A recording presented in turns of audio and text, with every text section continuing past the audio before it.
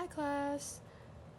So today we're going to be talking about, going to be analyzing two key um, Fourth Amendment issues from the royal residence search in Huntsville. I want to know if that's real. I'm not sure, but if it is, so be it. I don't think it is. Okay, but that's beside the point.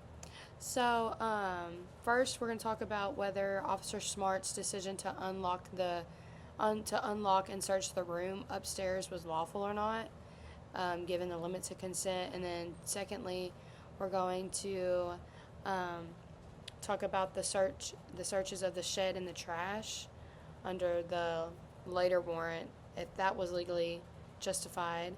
Um, so. Yeah, let's get to it. So, let's give a little legal background.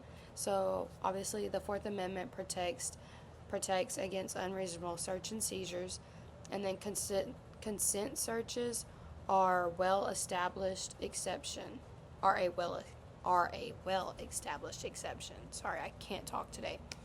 However, the scope of consent is limited to what the consenting person actually has authority over. A third party can only give valid consent if they have common authority or mutual use of the property or area. Sorry. Okay, so the princess most definitely clearly consented to a protective sweep to check for intruders, but that's limited. Um, it's not a full I can't pronounce that word right. Search, whatever. She explicitly stated that the locked room belongs solely to her husband and that she did not have she did not have a key or permission to enter. Therefore, she lacked actual authority to consent to the room search. When Officer Smart used the key to open the locked door against instructions and without additional justification, the search likely did violate the Fourth Amendment. Possible exceptions of counter arguments. The plain smell doctrine might be raised. Officer Smart smelled marijuana.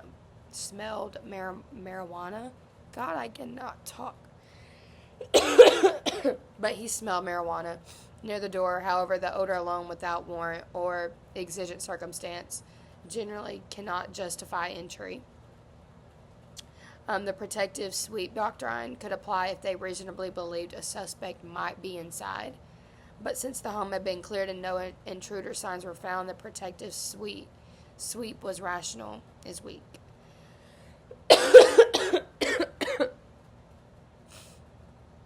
So, to conclude all that, Officer Smart's decision to unlock and enter the room was wrong. It exceeded both the scope of consent and the boundaries of lawful authority.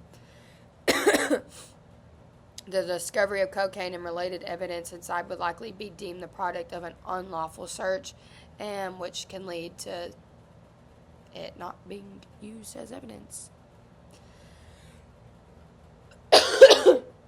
Sorry, I literally have not coughed all day until now. Okay. Scope of the search warrant. Let's go into that. So, legal background. Once the warrant was obtained, officers could search areas reasonably within its scope.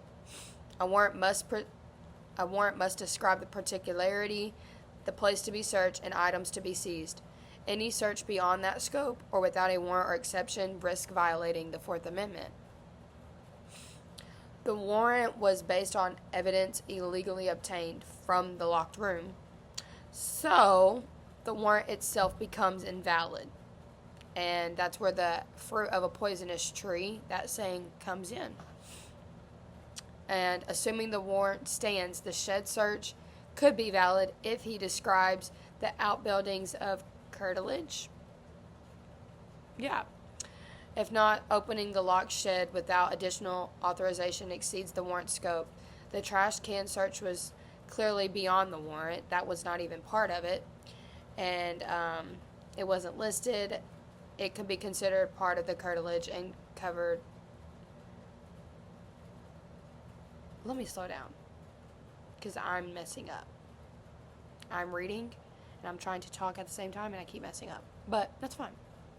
But the trash can search was also not good anyway. You couldn't use that either. So, yeah, both the shed and trash can searches raised serious Fourth Amendment issues.